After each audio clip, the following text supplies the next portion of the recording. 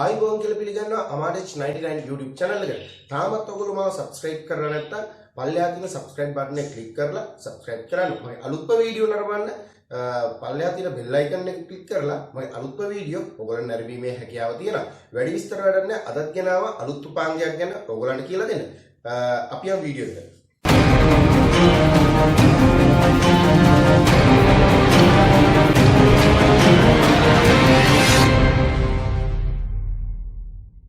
හොඳයි ඉතින් මම අද ඔයගොල්ලන්ට කියලා දෙන්න යන්නේ රයිස් කුකර් එකක් කොහොමද හදාගන්නේ කරන්ට් එකේ එන්නේ නැති වුනහම හදාගන්නේ කොහොමද කියලා. ඒත් එක්කම කියන්න ඕන මම මේ කියලා දෙන දේ ඔයගොල්ලන්ට හදිසි අවස්ථාවක විතරක් පාවිච්චි කරන්න කියලා කියනවා. අපි බලමු මේක කරන්ට් එකට ගහගෙන මම මෙතන ප්ලග් කරලා තියෙන්නේ. ඔයගොල්ලෝ හොඳ ආකාරව දන්නවා මෙතන ස්විච් එක ඔන් වෙන්න ඕන. මම මෙතන ප්ලග් කරපුවාම අපි කරන්ට් එකට ගහමු. ගහුවා. ඔයගලන්ට පේනවා ඇති මෙතන ලයිට් එක පත්තු වෙන්නේ නැහැ. මුකුත් වෙන්නේ නැහැ. මම මේක කරන්ට් එකට ප්ලග් කරගෙනත් තියෙන්නේ. කරන්ට් එක එන්නේ. ඉතින් අපි ගලවලා බලමු මේකට මොකද වෙලා තියෙන්නේ. හරි. අපි මේක ගලවගෙන බලමු මේකට මොකද වෙලා තියෙන්නේ කියලා.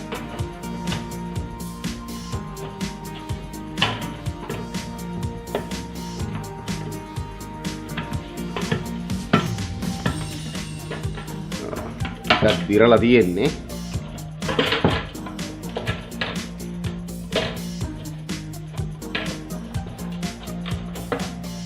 හරි අපි ගලව ගත්තා. ඒත් එක වතුර ගිහිල්ලා තියෙන්නේ. අනිවාර්යෙන් ඔයගොල්ලන්ට කියන්න ඕන දෙයක් තමයි මේ වගේ එකක් ගලව ගත්තට පස්සේ අනිවාර්යයෙන් ඉස්සලා පිරිසිදු කරන් ඉන්න. මොකද වතුර ගිහිල්ලා මේව ඇතුළට සත්තු වැටිලා වෙලා තියෙන දේ පේන වෙතිනේ ඔයගොල්ලන්ට දිරලා ඔය විදියට දිරලා කරලා තියෙන්නේ. ඉතින් අපි ඉස්සරලාම කරන්න ඕන මේක පිළිසිඳු කරගන්න එක.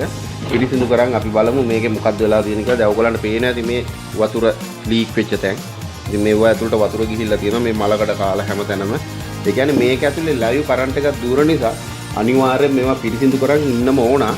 එහෙම නැති වුණොත් ඔයගොල්ලන්ට කරන්ට් එක වදින්න පුළුවන්. ඒ කියන්නේ ලයිව් කරන්ට් එකත් එක්ක තමයි ඔයගොල්ලෝ මෙතන ගනුදෙනු කරන්නේ. එතකොට ඔයගොල්ලන්ට කරන්ට් එක වදින්න පුළුවන්. ඉතින් ඒක නිසා මේ අනිවාර්යයෙන්ම මේක පිරිසිදු කරන් ඉන්න ඕනේ. හරි. අපි මුලින්ම බලමු ඔයගලන්ට පේනවාද මෙතන පියුස් එකක් තියෙනවා. ඔයගලන්ට මේ පේනවා ඇති. මෙතන පියුස් එකක් තියෙනවා මේ තියෙන. මේක අපි මෙහෙම අයින් කරලා බලමු. මේ තියෙන පියුස් එකක්. පියුසබල් රෙසිස්ටර් එකක් වගේ එකක්. මේක අපි චෙක් කරලා බලමු මේකේ කරන්ට් එක එනවද කියලා. මුලින්ම රයිස් කුකර් එකක් හදන්න ගත්තීම ඔන්න ඔතනින් කරන්ට් එක එනවද කියලා ඉස්සෙල්ලා චෙක් කරගෙනම ඉන්න ඕන. මොකද ඔතනින් කරන්ට් එක බොහෝ දුරට මොකක් හරි ප්‍රශ්නයක් නිසා ඔතනින් එන්නේ නැතුව යනවා. ඒක නිසා අපි ඒක චෙක් කරගෙන ඉමු. මෙන්න මේ වගේ X10 වලට වගේ දාගෙන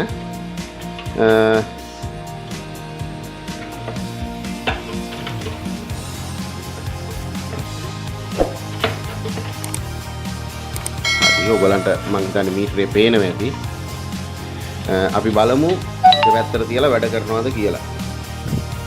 මෙතනටයි මෙන්න මේ ආකාරයට තියලා බලමු. ඔයගලන්ට පේනවා ඇති මීටරේ දුවන්නේ නැහැ කියලා. දැන් මේ මීටරේ මෙහෙම ගාපුවාම දුවනවා. රීඩ් වෙනවා. නමුත් මේ ෆියුස් එකේ දෙපැත්තට තිබ්බහම රීඩ් වෙන්නේ නැහැ. කියන්නේ අනිවාර්යයෙන් මේ ෆියුස් එක කැඩිලා හරි එක්ක පිච්චිලා හරි මොකක් හරි ප්‍රශ්නයක්. ඔයගලන්ට මම ලං කරලාම පෙන්නන්නම්. කියන්නේ කොහෙටද කියලා. ඔයගොල්ලන්ට පේනවා ඇති මෙතන කැඩලා ගිහිල්ලා තියෙනවා මේක. ෆියුස් එක කැඩලා ගිහිල්ලා තියෙනවා. ඔයගොල්ලන්ට මේ පේනවා ඇති මේ ෆියුස් එක කැඩලා ගිහිල්ලා තියෙන්නේ පිච්චිලා. ඉතින් මේකට මේ වගේම ෆියුස් එකක් ඔයගොල්ලෝ දාන්න ඕන. දාන්නේ නැතුව මේ වැඩේ හරියාකාරව කරන්න බෑ.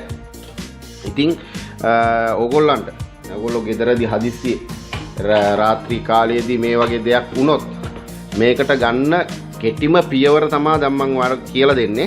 නැත්නම් අනිවාර්යයෙන්ම මේකට ෆියුස් එකක් දැමිය යුතුමයි. නමුත් මම දැන් ඔයගොල්ලන්ට කියලා දෙන්නම් මේකට ඒ වෙනකොට ගන්න පුළුවන්. ඒ කියන්නේ ඔයාට తాවකාලිකව ගන්න පුළුවන් විසඳුම. ඒ කියන්නේ ඉලෙක්ට්‍රොනික විද්‍යාවේ తాවකාලික විසඳුම් බොහොම අඩුයි. මොකද බොහොම භයානකයි తాවකාලික විසඳුම් කියන දේවල්.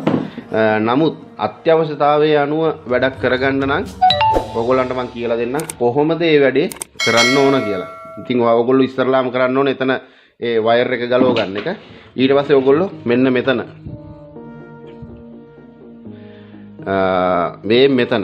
මෙතන වයර් මේ ඇන දෙක පන්න ගන්න ඕන. මෙන්න මේ ඇන දෙක පන්නගෙන මේ ඇන දෙක ගලවගෙන එතකොට ඒත් එක්කම කියන්න මෙන්න මේවා ගලවන්න යද්දි ගොඩක් දුරට ඕවා දිරලා තියෙන්නේ. දිරලා කැඩිලා යන්න පුළුවන්. ඔයගොල්ලන්ට පේන්නේ නැති මෙතනත් වයර් එක මේ කෑල්ල පුපුරලා තියෙන්නේ. බොහොම පරිස්සමින් තමයි ওই දෙක ගලව ගන්න ඕන ඕගොල්ලෝ.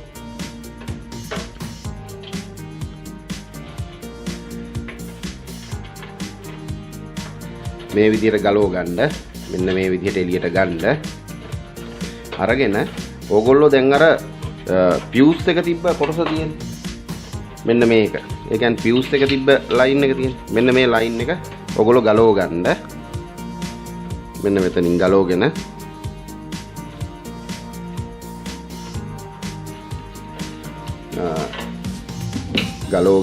මෙන්න මේ විදිහට ඒක මේ ඇන දෙක පැත්තෙන් තියලා ඕගොල්ලන්ට මම දැන් මේ කියලා දෙන්නේ පොඩි ට්‍රික්ස් එකක්. වයර් කෑල්ලක් දාලා හදාගන්න විදිය తాවකාලිකව. ඒ කියන්නේ මේ පියුස් එක දාගන්නකම් හදිසි අවස්ථාවකදී පමණක්. ඒ කියන්නේ මේ පියුස් එකක් දාන්නේ මේකේ ආරක්ෂාවට, මේ භාණ්ඩයේ ආරක්ෂාවට. නමුත් දැන් අපි ඒ ආරක්ෂාව කියන්නේ ප්‍රොටෙක්ෂන් එක අයින් කරලා අපිට අත්‍යවශ්‍යතාවයේ අනුව අපි මේක හදාගන්නවා. ඉතින් එතකොට අපි කරන්නේ සාමාන්‍යයෙන් පොඩක් වයර් කෑල්ලක් තෝරලා ගන්න ඕනේ ගොල්ලෝ.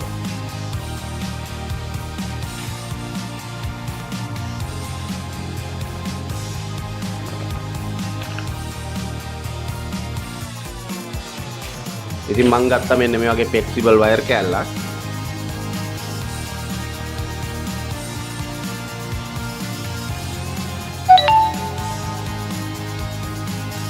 මං ගත්තා හදිස්සියේදී රස්නයකදී උණු වෙන්නේ නැති පොඩි වයර් කෑල්ලක්.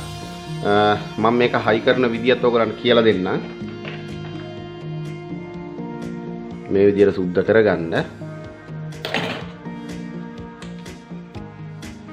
මේකෙදි කියන්න ඕනේ මේ වයර් එක තෝර ගැනීමේදී අනිවාර්යෙන් ටිකක් ඝනකම සහිත ගේජ් එක වැඩි වයර් එකක් තෝරගන්න ඕන. අපි හයි කරලා බලමු.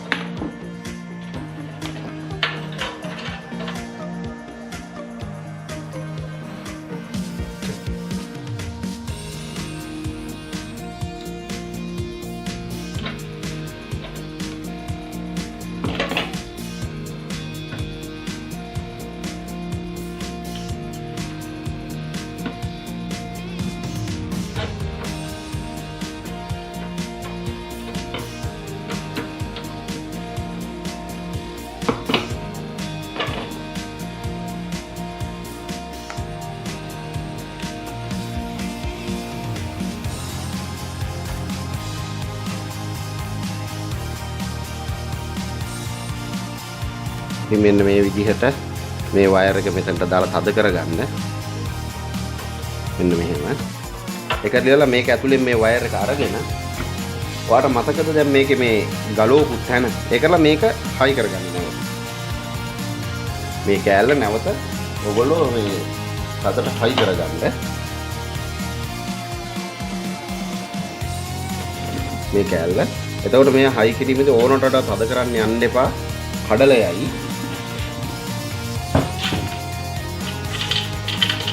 ඔයාලට පේන්නේ නැති මේක ඇතුලේ තියෙන මේ කෑලි ඈ. ඉතින් මේ ගෙවල් වලට සාමාන්‍යයෙන් ඔව හදන්න ගේද්දි ওই විදිහට තමයි ගේන්නේ.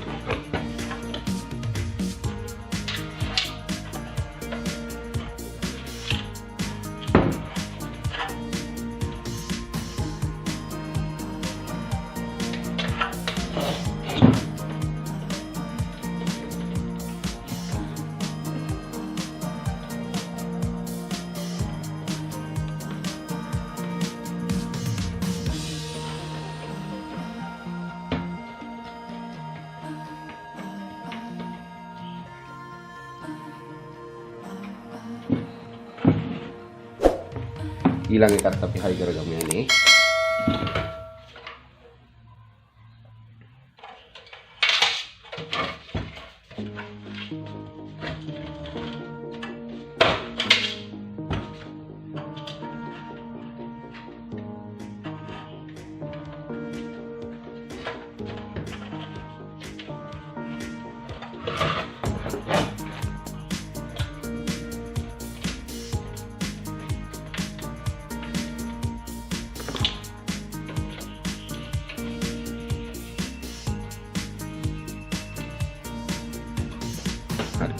ඔයගලන්ට පේනවාද මම ඕනට වඩා මේක තද කරේ නෑ. ඒකල ලූස් මෝෂන් තියන්නත් එපා මේක. ඕනට වඩා තද කරේ නෑ. හරි.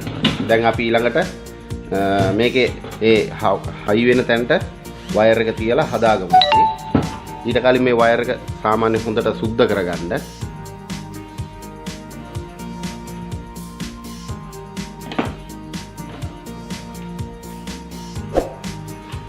සුද්ධ කරගෙන ඔයාලට පේනවා ඇති මෙන්න මෙතනට තමයි ඒක සවි වෙන්න ඕන.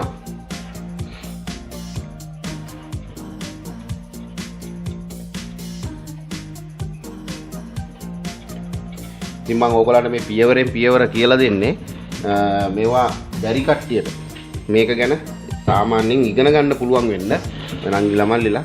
හැබැයි අත්හදා බැලීම් කරන්න යන්න එපා. මේ ලයිව් කරන්ට් එකත් එක්ක ඕගොල්ලෝ මෙතන සෙල්ලම් කරන්නේ. ලයිව් කරන්ට් එකේදී සේෆ්ටි ගැන බොහොම පරිස්සම් වෙන්න ඕන.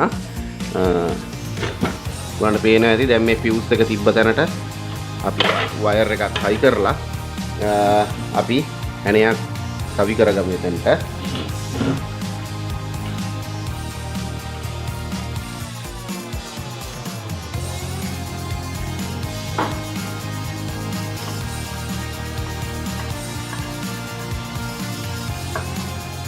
හරි. ඊට පස්සේ මේ earth wire එක මෙතනට සම්බන්ධ වෙන්නේ. ඒ කියන්නේ මේකේ පියනත් එක්ක තියෙන ඇණයට තමයි මේක සම්බන්ධ වෙන්නේ. හරි. දැන් අපි සකසලා ඉවරයි.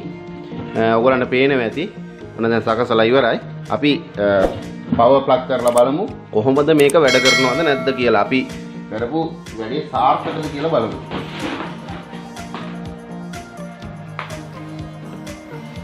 අපි මේකට ප්ලග් කරමු power right කරන්ට් එකට ගැහුවා. මම හිතන්නේ ඒත් වැඩ නැහැ.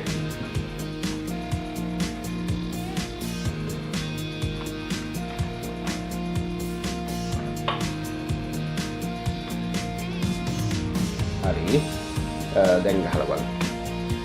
දැන් ඔයගලන්ට පේනවා ඇති මේ ප්ලග් එක එහෙට මෙහෙට කරද්දි තමයි මේකේ ලයිට් එක ඇවිල්ලා යන්නේ. රයිට්. එතකොට ඔයගලන්ට පේනවා ඇති මේ වයර් එකේ සම්බන්ධතාවයත් ගිලිහිලා යනවා කියලා. මේ කියන්නේ මේ තියෙන ඒ සම්බන්ධතාවයත් ගිලිහිලා යනවා. ඉතින් අපි ඒකට නම් කරන්නේ අපි ඒකට කරන්න ඕනේ මෙන්න මේ වයර් එක අලුතෙන්ම දාන්න ඕන. ඒ කියන්නේ මේකට නැහැ කෙටි විසඳුම් මෙතනට නැහැ. මෙතනට අනිවාර්යයෙන්ම පවර් මේවා කරන්න ප්ලග් කරන්න මේ වයර් එකක් අනිවාර්යෙන් ගත යුතුමයි.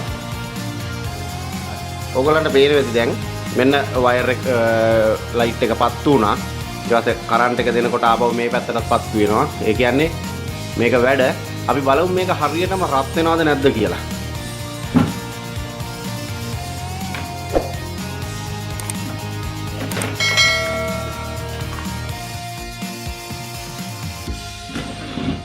අපි මේක නැවත හයි කරගමු.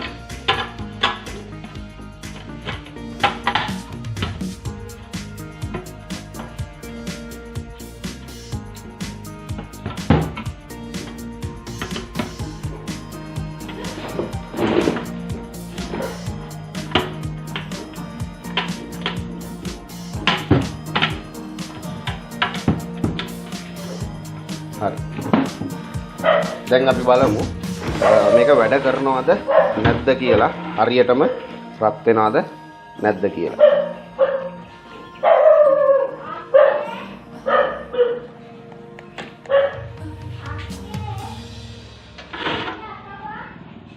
ඇති ඔය බලන්න.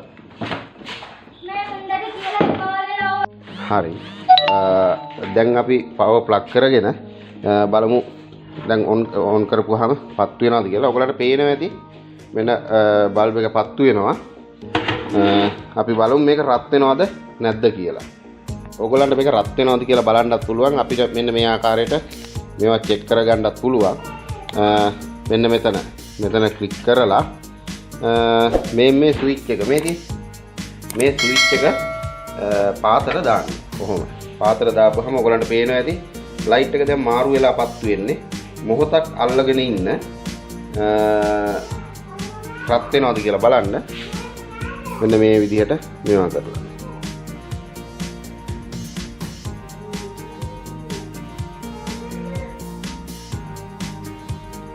හරි. අපි දැන් මෙතනින් ඕෆ් කරලා අපි අප සාමාන්‍ය ගානට තියලා බලමු. රත් වෙනවා. ඒ කියන්නේ මේක වැඩ කරනවා කියන එක මම ඔයගලන්ට කියන්නම ඕන. මේ ක්‍රමේ පාවිච්චි කරද්දී හැම නිතරම පාවිච්චි කරන්න එපා. ගෙදරදී යම්කිසි දෙයක් හදාගන්න අවශ්‍යතාවයක් වුණාම හදිසි අවස්ථාවක විතරක් ඔය වයර් එක ඔය විදිහට දාලා පාවිච්චි කරන්න මම පුන කියන්නේ වයර් එකක් දාලා සාර්ථක විසඳුමක් නෙමේකට ෆියුස් එක අනිවාර්යයෙන් දාන්න ඕන. ඔයගලන්ට తాවකාලිකව කියන්නේ කඩේට අරන් ගිහිල්ලා රුපියල් 500ක් වියදම් කරගෙන හදා ගන්නට වඩා Tamanටම හදාගන්න ලේසි වෙන තමයි ඔය විදියට හදන්නේ. එතකොට මෙන්න මෙතන ගලවද්දී මෙතන බොහොම පරිස්සම් වෙන්න ඕනේ. ඊට පස්සේ මේක ඇතුළ පාවිච්චි කරද්දී ගලවලා සුද්ධ කරද්දී ඒ ගැනත් පරිස්සම් වෙන්න ඕන. ඒක නිසා බොහොම පරිස්සමින් ලයිව් කරන්ට් එකක් 230ක් ඇඟට මේ එක්ක වැඩ කරන්නේ. ඒක නිසා අනිත් එක තමයි ඕනම වැඩක් අවසානයේදී ඒක පිරිසිදු කරලා කස්ටමර්ට බාර දෙන්නත් පුරුදු වෙන්න. ඒ ටික තමයි තියෙන්නේ. තාමත් මාව subscribe කරලා නැත්නම් Amatech99 YouTube channel එක subscribe කරන්න. ඒත් එක්කම bell icon එක click කරලා මම දාන අලුත්ම වීඩියෝ එතනින් නැරඹීමේ හැකියාව තියෙනවා. එහෙනම් මේ වගේ අලුත් වීඩියෝ එකකින් නැවත හමු වෙනතුරු ගිහිල්ලා එන්න සියලු දෙනාටම සුබ දවසක්.